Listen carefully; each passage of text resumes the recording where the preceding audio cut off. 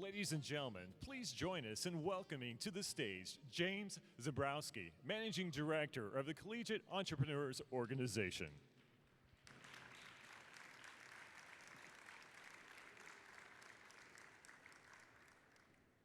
Good morning, CEO. How are we doing today? All right, it's Saturday morning. I know everybody's a little tired. Can I get a really nice, how are we doing today, CEO? Awesome, awesome. Well, welcome back. We're so happy you're here. Saturday morning. This is bright and early for each and every one of you, me as well. But we're going to have an awesome jam-packed program today. All of our keynotes are doubled up, and we have wonderful individuals with us. And I wanted to kickstart the program this morning, and just by show of hands, and let's get some cheers going. How did everybody enjoy yesterday? Good, good, good, good. Okay, okay. Out of everybody in this room, anybody go over to UT, check out the Entrepreneurship Center? Awesome, very nice, very nice. Well, I hope everybody's enjoying the weekend. I wanted to come up here and thank all of the speakers for joining us. They are doing a phenomenal job. I think everybody's really enjoying this year's event. I hope that you are really, really excited about the future of CEO. We are as well. We can't wait to see what this is going to be like next year, the year after, and the year after that. So out of our first-time attendees here, have you been enjoying the conference? Great, great.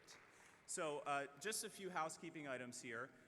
The chapter awards, if you received an award certificate and it did not have your university name on it, which would mean that you presented at the conference, please bring that certificate to the registration table and we will print that name on your certificate.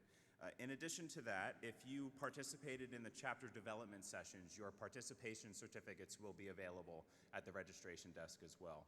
So I don't want to take up too much time with those types of items, but we do have our final and our semifinal round for the pitch competition, so I hope that everybody that is pitching or has pitched has enjoyed that session, and we're excited for you to do so this afternoon. So I wanted to come up and I wanted to introduce our first speaker today. He's actually a dear friend of mine, and I wanted to talk a little bit about my experience with him.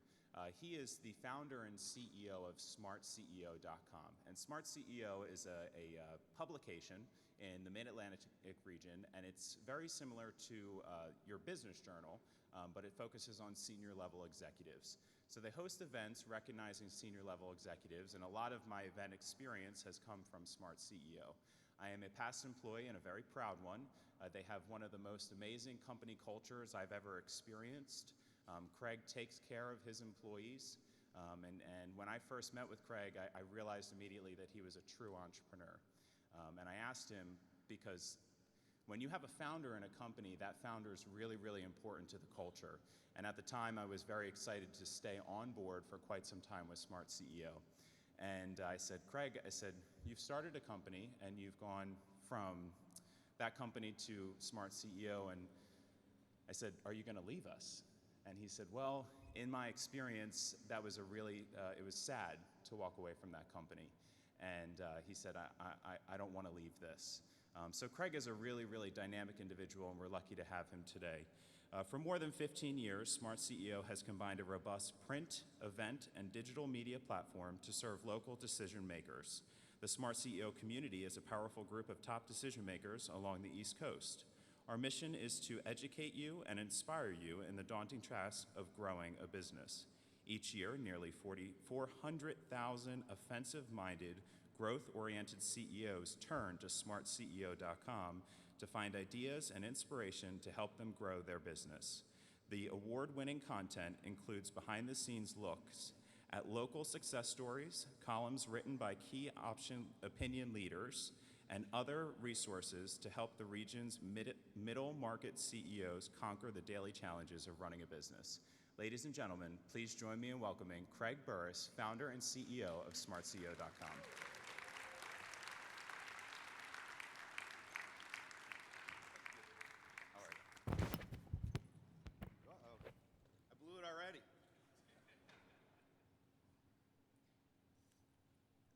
Is that good? Good enough? All right, we're going to jump right into our first leadership lesson. We are going to talk about developing your leadership philosophy, why that's important to start thinking about it right now. So my question to you How many people here are thinking about or have thought about starting a business? Raise your hand as high as you can and hold it. Now do me a favor, reach a little bit higher. You've heard this before. One more time, a little bit higher. So the first leadership lesson, there you go. The first leadership lesson is what?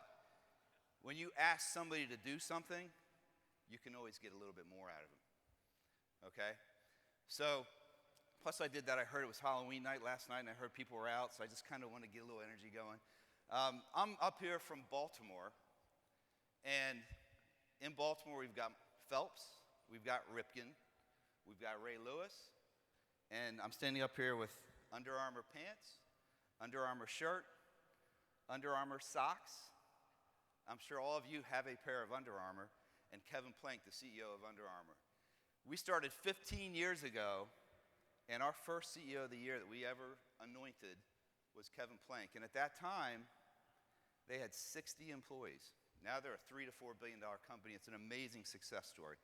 So I have a quick story to go into about that night when we anointed him CEO of the year. So the way we do our CEO of the year is we keep it a secret. And you don't know who the CEO of the year is until you show up the night of the event, you get off the elevator, and there's a big blow up of the cover. And there he is. It's Kevin Plank's first CEO of the year. Now, he was 27 years old at that time, and he gave one of the most amazing entrepreneurial speeches you could ever hear about why he was going to take on Nike, which at that time, no way you're going to take on Nike. Great speech. The event team, as James said, we're really good at the event game. The event team starts breaking the event down, and the cover, the big blow-up cover, it's gone. And this is a business event. Who at a business event would steal something and take it on such a special night? So fast forward a couple weeks, we get a phone call from the Under Armour camp, and they want more copies of the magazine. So our founding editor, Dave Callahan, brings magazines over to the Under Armour headquarters. Sure enough, there it is, hanging in their lobby. We're like, all right, what happened here? As it turned out, it was Kevin and his brother Scott that took it on the way out. Supposedly they were high-fiving each other on the way out the door. I had an opportunity to, in a setting like this, interview him. We're sitting on stage in chairs, and I actually told the story in front of him, and I said, Kevin, is it true that you and Scott stole the cover? And he just looks at me and he goes, you're the idiot that put a 26-year-old on the cover of your magazine. What were you thinking? So everybody here is thinking about being an entrepreneur. And so what I wanted to do is say, that's kind of a crazy thought. Why would you do that? So let's talk a little bit about the traits of entrepreneurs. So I'm going to try to sound like Jeff Foxworthy a little bit here. You might be an entrepreneur if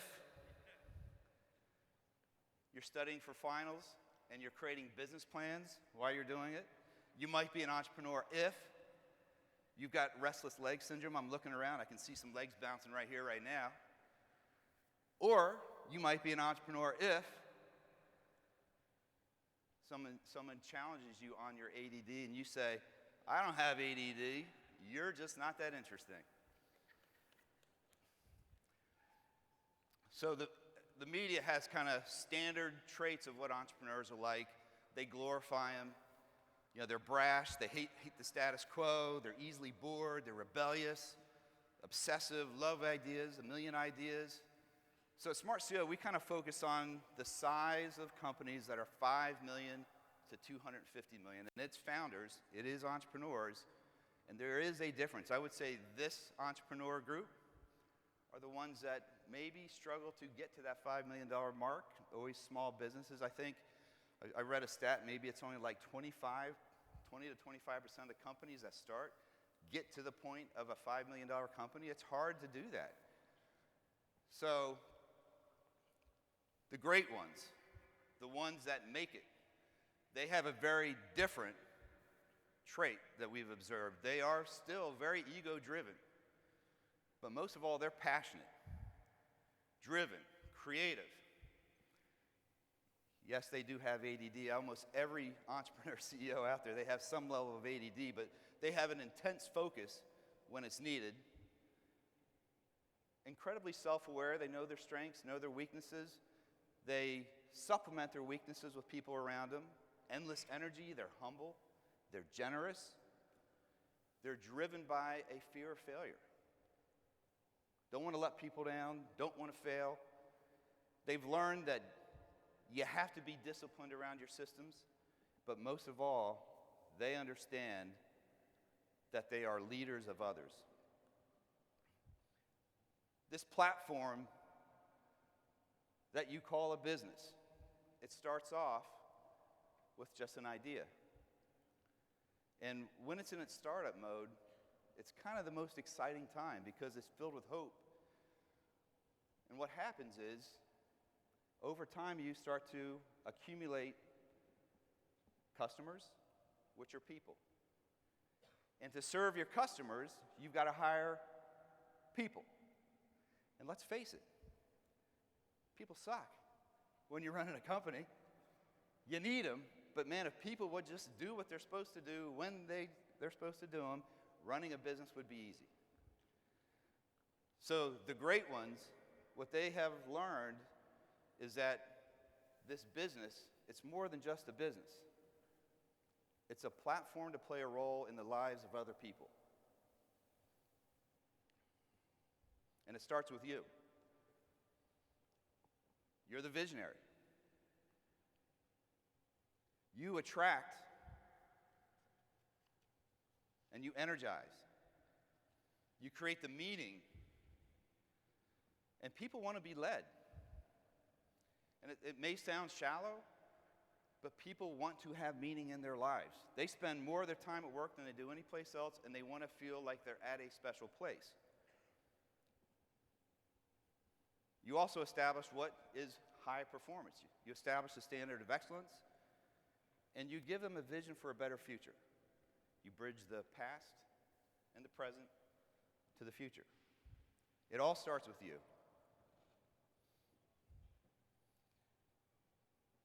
So it's what you signed up for. And the one thing every leader, the masters of leadership, have found out is it's 24/7. It doesn't stop.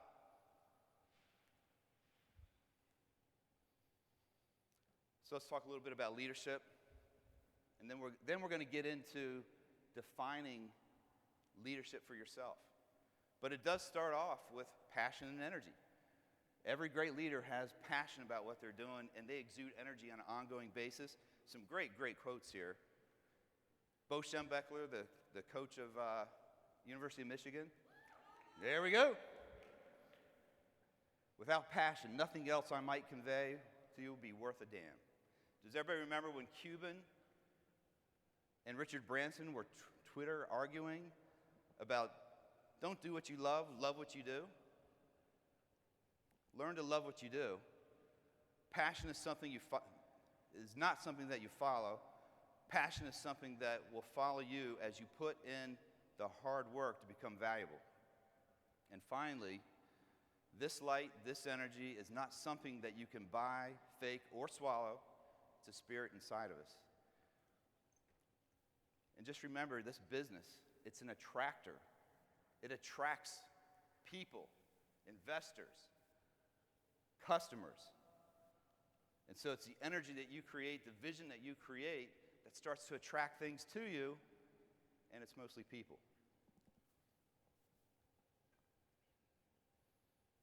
So here's the most challenging part of leadership, and this is why I think it's important for you to start thinking about this right now. Who are you? What's your uniqueness? Why are people attracted to you? So just take a second to ponder.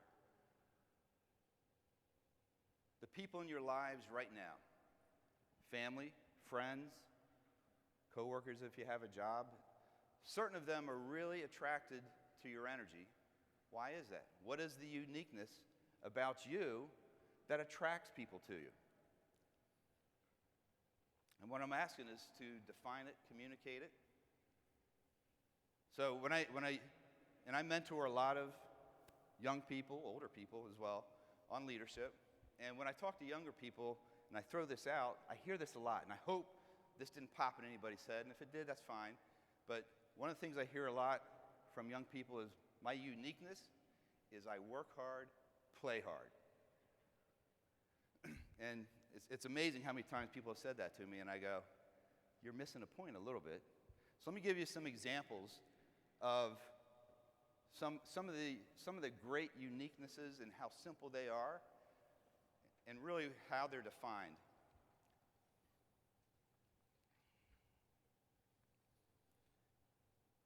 So my mentor, and he comes from a Catholic background, so he's based in servant leadership. His is, I just want to be a person of significance for those who I am called to serve. So he just wants to be significant in the role of the lives of others. Another one is, I care. Another one is, I'm a creative enabler. I help people find their creativity inside of them. Another one is, I look for the uniqueness inside of you, and I try to pull it out. So you'll start to notice that when you're interacting with other people, you have this unique ability to connect with them and to help them. Start paying attention to it. Start paying attention to your uniqueness so you can start to define it. And I would say put a stake in the ground and realize it could change, but at least put a stake in the ground. So I'm going to talk about mine and how I found mine. So mine is, and I wake up every morning knowing that this is going to happen, and it's exciting when you wake up and you realize this is what's going on. I will create momentum, personal and professional, for those I come in contact with. And I love the word momentum because it's a self-perpetuating force. And when it's good, it's good. And when it's bad, it can carry you down. And so you have to fight twice as hard to overcome negative momentum to create positive momentum. So I've got a life's mission. From a vision standpoint, what am I going to do with that? Is I want to touch as many people as I can with the hopes that they will do the same. So if everybody here can walk away and go, here's my uniqueness, here's how I'm going to impact the lives of others, then we're spreading it. So how did I come up with momentum? This is my second company, SmartCEO. My first company I started when I was 26 years old. It was called Computer User. It was a regional computer publication, and we went nationwide with it. And as we grew and I had to hire people, I started realizing I need a way to kind of bring everybody together. And I read this book called Creating and Sustaining Company Momentum. And I just latched onto it. Every single person, and we had over 100 employees at my first company, every single person there knew that I was about momentum. And I expected them to have the same mindset. I created articles that I wrote about momentum management. I actually got paid to go speak on momentum management.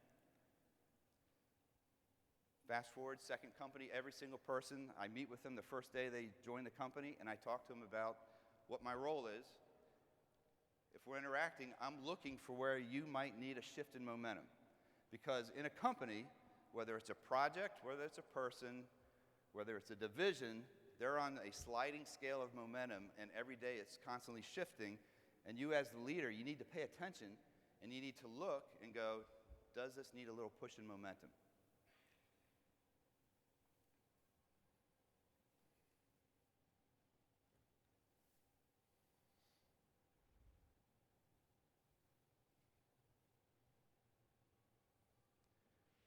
So this is the mantra. Leaders don't create followers, leaders create more leaders.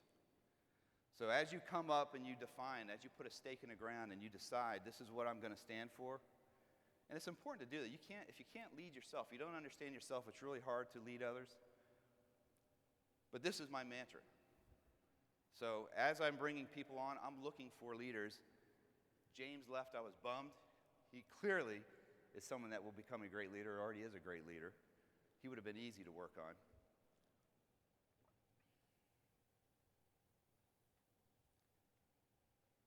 So earlier I mentioned entrepreneurs. Yes, I was that entrepreneur that had restless leg syndrome.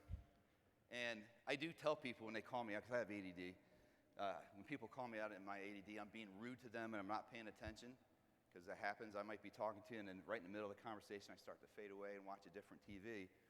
I do say to them, maybe I don't have ADD, maybe you just weren't that interesting. That is me.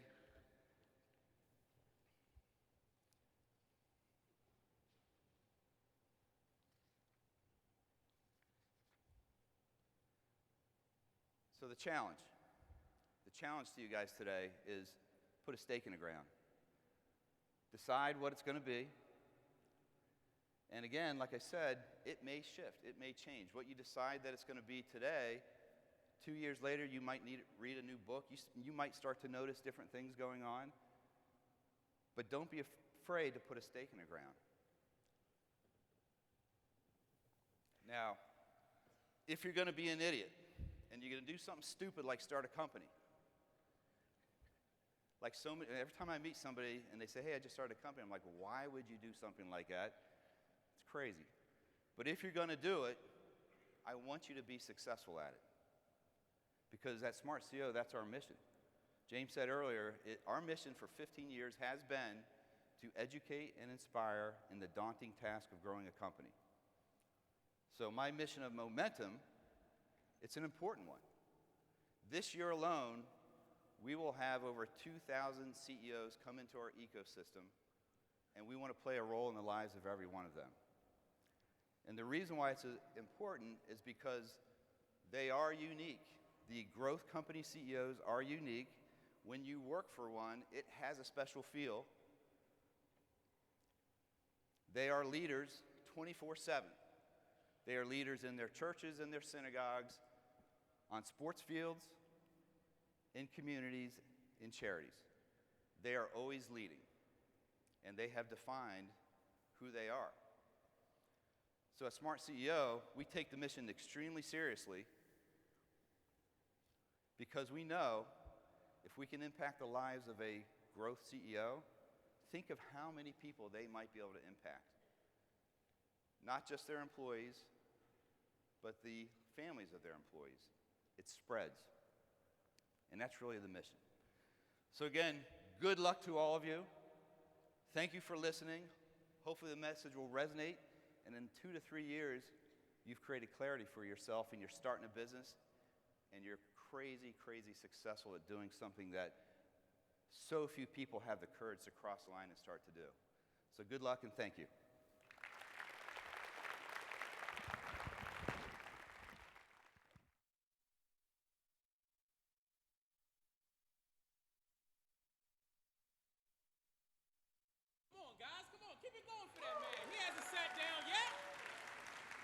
Keep it going. That man hasn't taken his seat yet. Give him some love. Show him some love.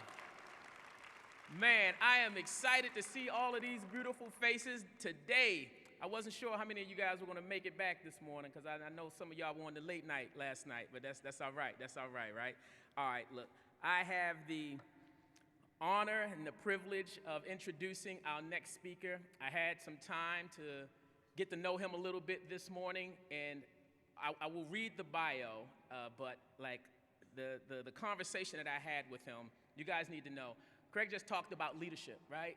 And some important attributes that I heard from him about leadership are commitment and concern, right? Two major attributes of great leaders.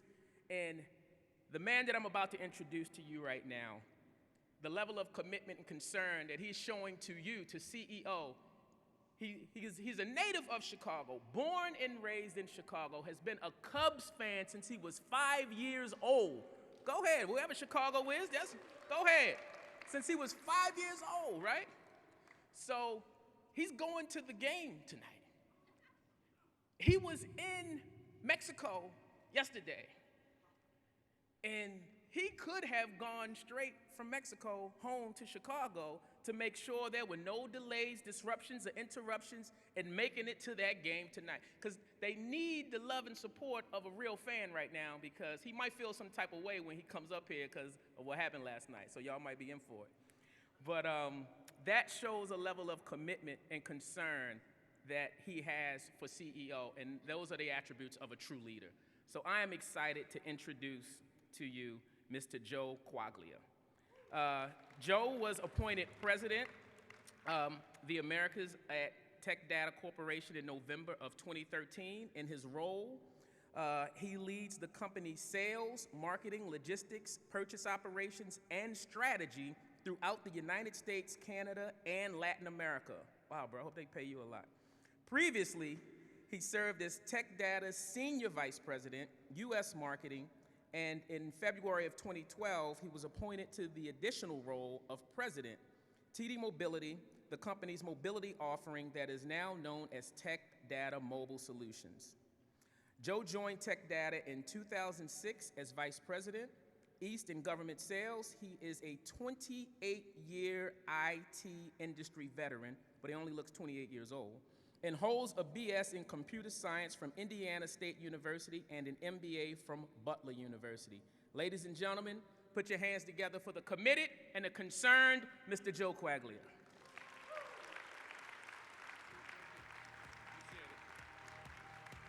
Thank you. Wow,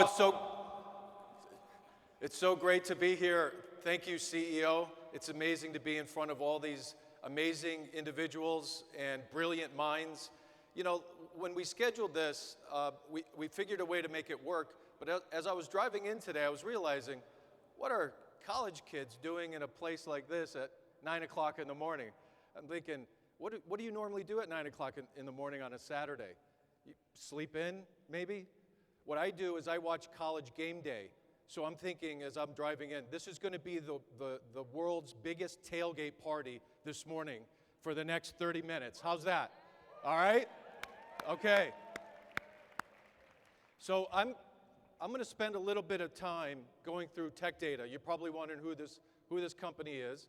I'm going to take you through a little bit of my journey to give you some ideas as to what are the things I went through as I kind of worked my way through my career, and then talk a little bit about what I think your journey is going to be like as you guys progress forward. Okay? Sound good? So I'm going to kick it off with a video first to give you a little bit of Tech Data. What does it take for a business to grow beyond today, to sustain growth and exceed expectations? It takes innovation, a creative drive that inspires change and shapes the way we live. Innovation is at the forefront of the technology industry. It unites us, fuels our passion, and serves as a catalyst for growth. From delivering the first computers to offering the latest in cloud and mobile solutions, Tech Data impacts millions of lives through technology every day. We're living in a time of unprecedented change, and technology is at the forefront of that change, altering the way we live and work and play faster than ever before.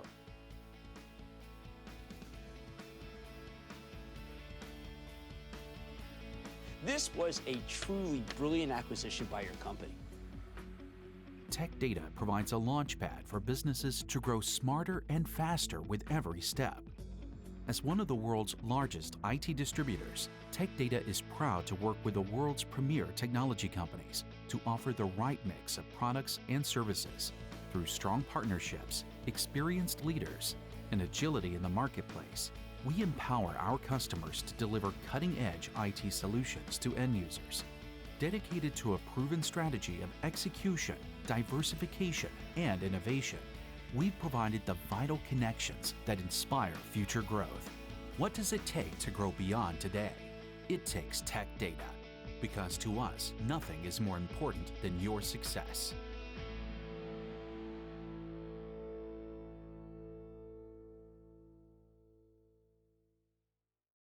So we're this small entrepreneurial company that started in 1974. Today, we're $26 billion. And when we complete the acquisition that was just referenced in this video, which will close in Q1, we'll be $36 billion. We'll be the largest company in the state of Florida, and we'll be around Fortune 80. And that's amazing considering that when we started the company, 1974, it really started as this really small entrepreneurial idea that blossomed into Tampa Bay's largest company. So what do? So we're the company in the middle of the IT supply chain.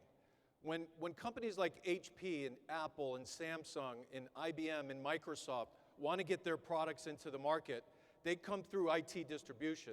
And Tech Data is one of a handful of companies that actually have the means by which to bring that product into the hands of consumers and businesses.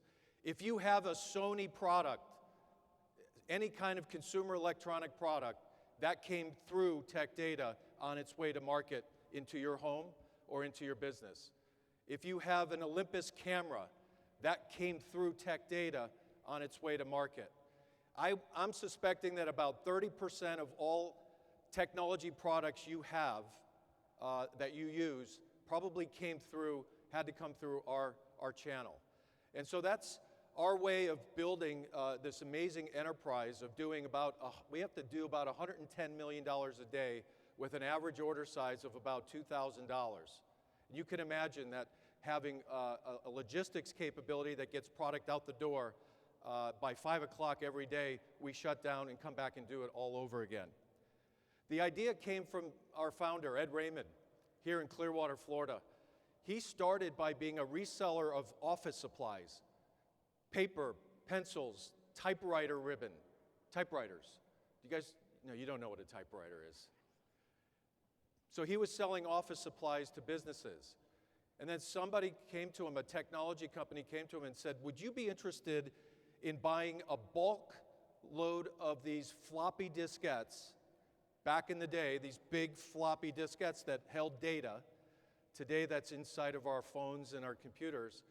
And could you distribute these to other resellers who would then get it into businesses? So he bought a bulk of these floppy diskettes, and from that point on, IT distribution was born. And that went on to then carrying almost every single major IT line and brand that you can imagine. And this is our lineup today of the kinds of products that we distribute and bring to market every single day.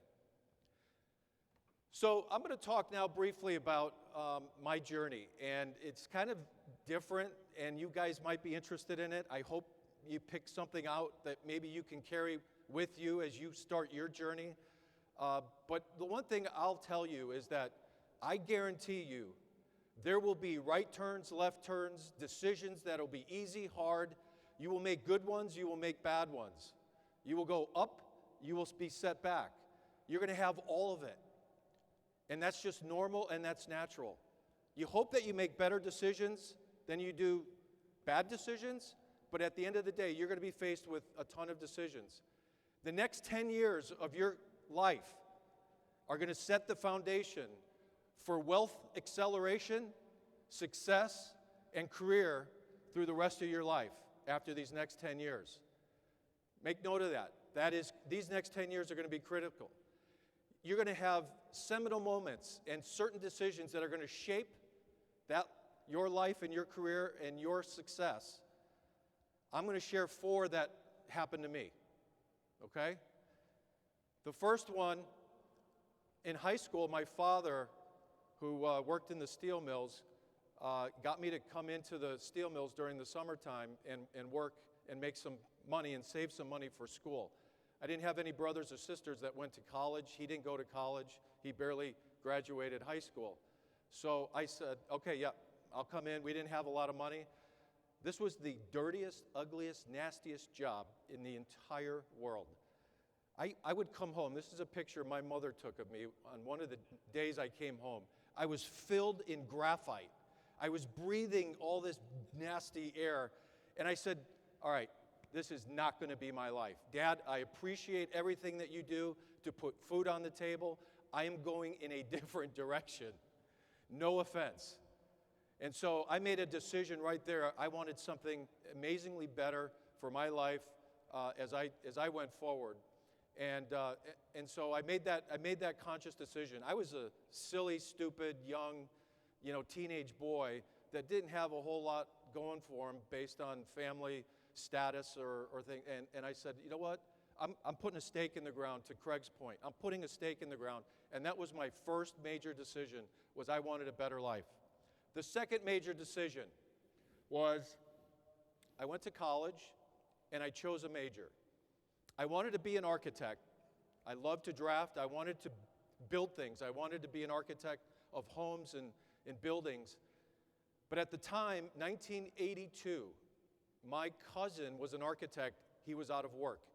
1982 was a major recession in the US economy. And my cousin was out of work. He was an architect. And as I was getting ready to choose a major, I leaned over to my uncle, who was in data processing. Back then, IT was called data processing. And he was a programmer, and he was working overtime. And so I said, okay, I'm going to be a programmer. And so I chose a major, computer science, and I chose to be a techie. And that was a pretty seminal decision for me, and I'm glad I made that choice. If I went the other way, I'm not so sure, I know I wouldn't be on stage here, but I'm not so sure how that would have worked itself out. So I chose to be in computer science. And I went through college, I graduated, and I got my first job. I was a programmer, I coded, and funny, last time I said that on stage, I walked off and people came up to me and they said, "You died?" I said, "No, I coded. I was a coder. I was a programmer." And so I was coding in machine language. I don't know if you guys know what that is. Is anybody familiar with assembler? Yeah, well, really? You guys know that language? That language is zeros and ones. All the bytes that make up, all the bits that make up bytes that tell the computer what to do. I was programming in that. And I was making my first job, I was making $18,000. That was my first programming job. Then I got promoted, made 22. Then I was making 26. And then it got bumped all the way up to 30 after 4 years. Woo! I was rocking it. Back then, that was okay, but you wouldn't really call that success. And so a bunch of friends of mine were working for a company called Computer Associates, a big software company. And they were all making tons of money, having a good time, out partying all the time. And here I am, I'm on call. I had a beeper, I had a pager. I'm dating myself, by the way, all this old technology. And I'd have to use that because I was on call for applications I was responsible for. That's not what I wanted. So these guys got me an interview, and I went to Computer Associates. So I was a systems engineer. I helped the salespeople sell these products. So I was the one in the front of the room technically selling these products while the sales rep was way in the back counting their commissions. And I'm like, what's wrong with this? I'm doing all the work and they're getting paid all the money. So I raised my hand. I said, decision number 3, I want to be a sales rep. So they gave me a territory. They gave me the worst territory in the country, Kentucky. No offense to anybody from Kentucky. I love the state.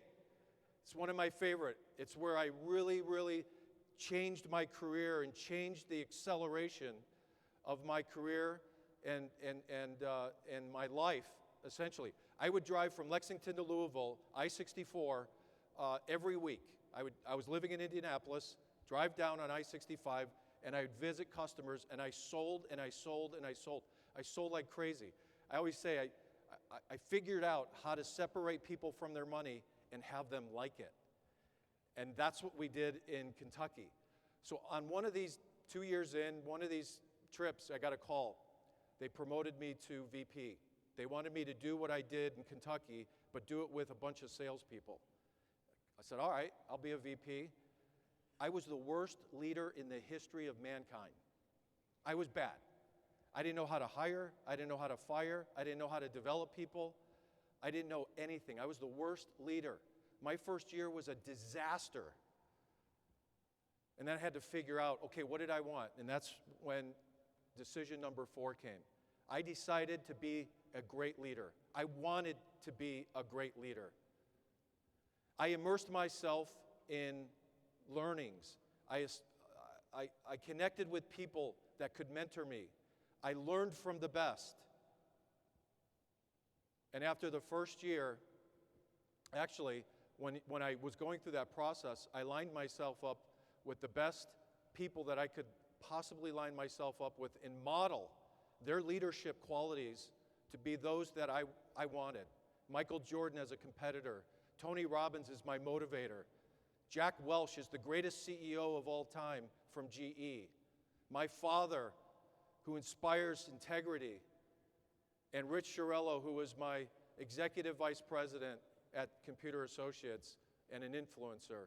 Within the second year, I made VP, Worldwide VP of the Year. And that was literally just immersing myself in wanting to be the best leader I could possibly be. Those 4 decisions that I made a profound impact on where I'm at today. And I'm extremely honored and privileged to do what I do. I lead a big business, about $11 billion.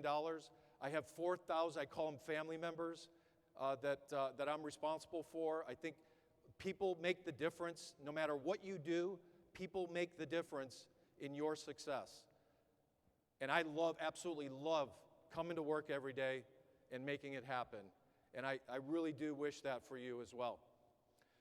So as you start to think about your journey, there are 10 things that I wish I learned in college at your stage and life cycle of this journey that I wish I knew, because I didn't pick this up in college.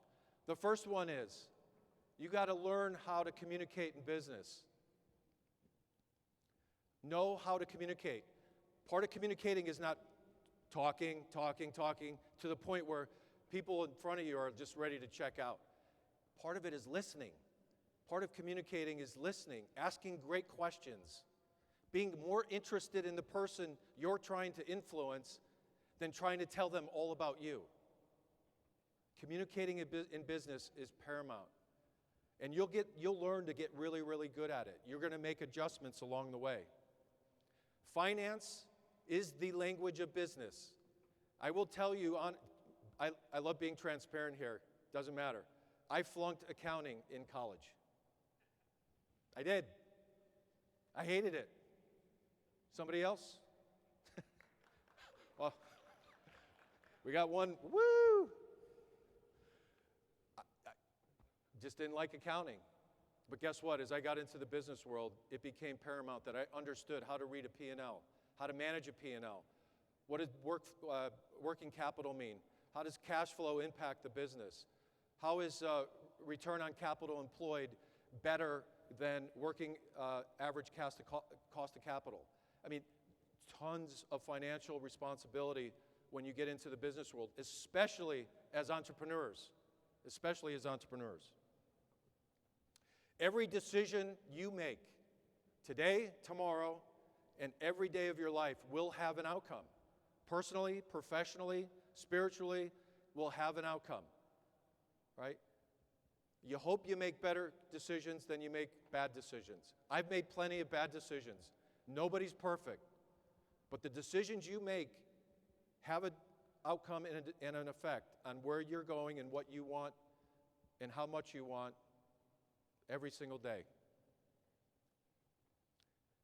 Time and priority management. I have gotten to a time in my life and my career where I have to say no 9 times out of 10. Because I cannot afford the rest of the world consuming my time and setting my agenda and my priorities. Because I have a goal, I have a mission, I have priorities, and if the rest of the world consumes that, then I'm not going to be able to accomplish what my shareholders, our board of directors, and my CEO are asking me to do every day.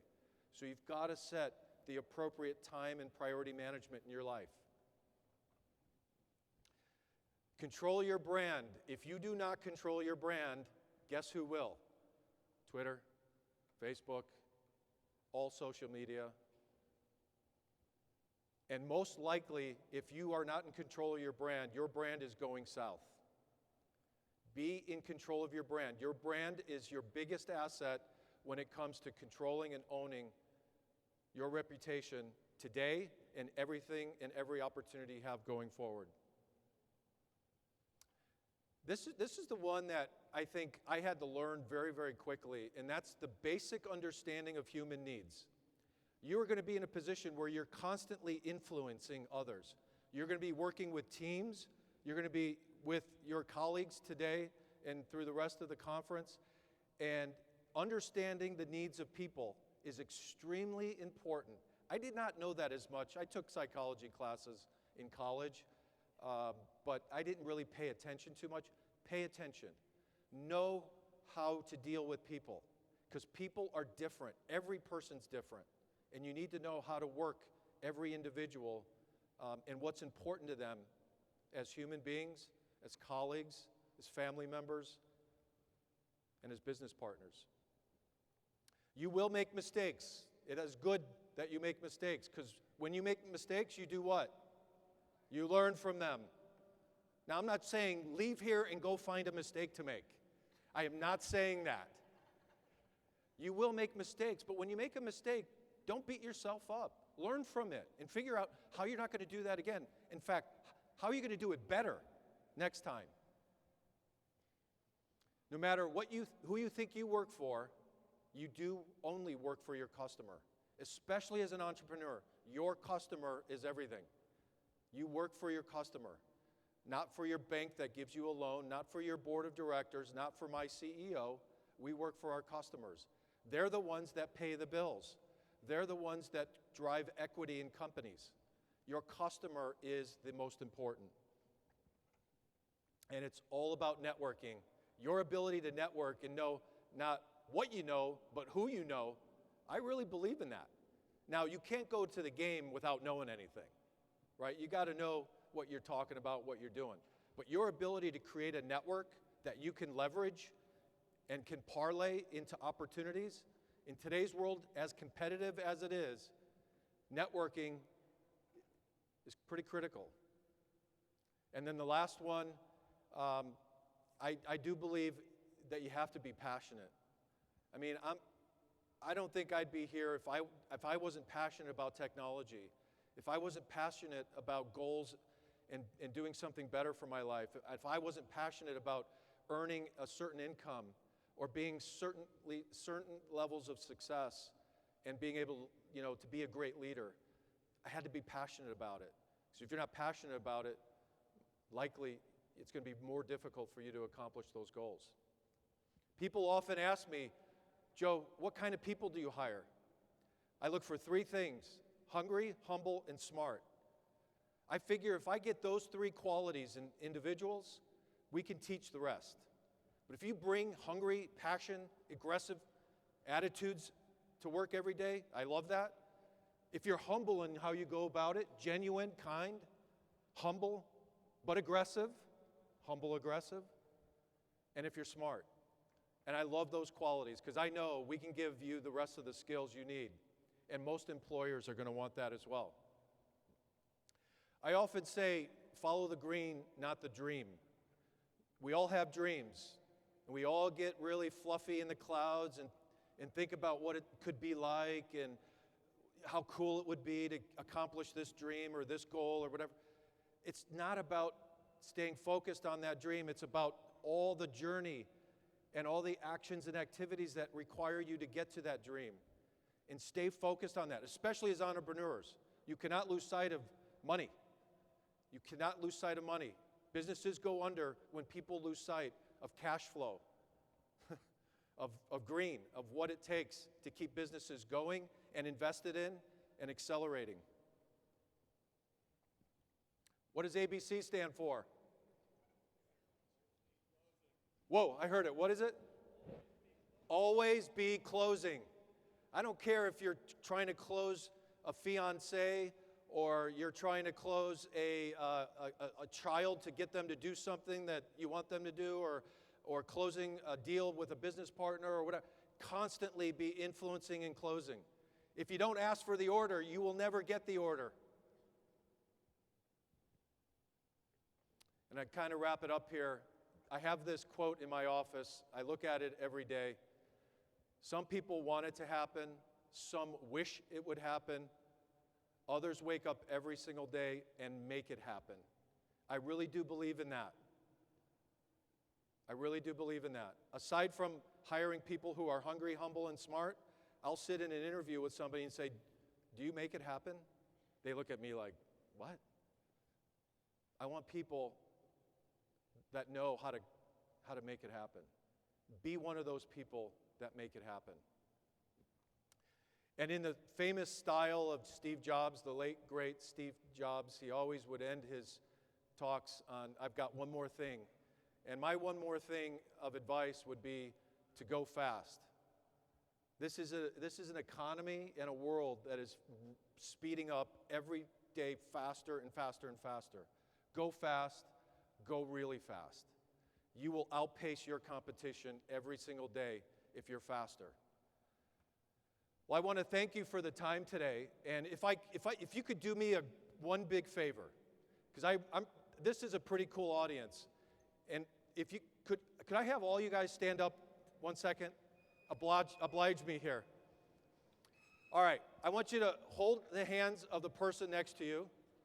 I know it's touchy-feely, I get it. It's all right, nobody's gonna. All right, lift them up in the air.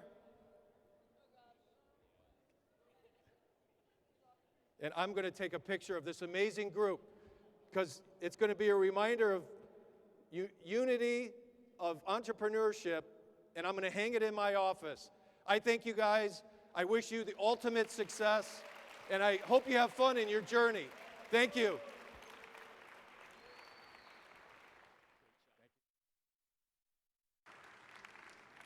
Awesome, awesome, awesome. Thank you once again. Thank you, Joe. Thank you. Hey, look, guys, real quick, I have to just give you a quick just note on how you just inspired me. I loved your 10 points. Point number 3 jumped out to me in particular about the decisions that we make, and it just reminds me of the importance of the connection between choices and consequences, guys. And Joe, this was so powerful. We all have the ability to make whatever choice we want, right? We're free to make whatever choices we want. We have free will. We can all do it. You can study, you can not study. You can work on it, you can not work on it. You can partner, you can not partner. But none of us are free from the consequences of those choices. So always remember that. Very, very powerful message, Joe. Thank you. All right, guys, we'll be right back in here for lunch for another great and amazing keynote. Do not forget to visit the exhibitors hall when we go out. Look through the program, see which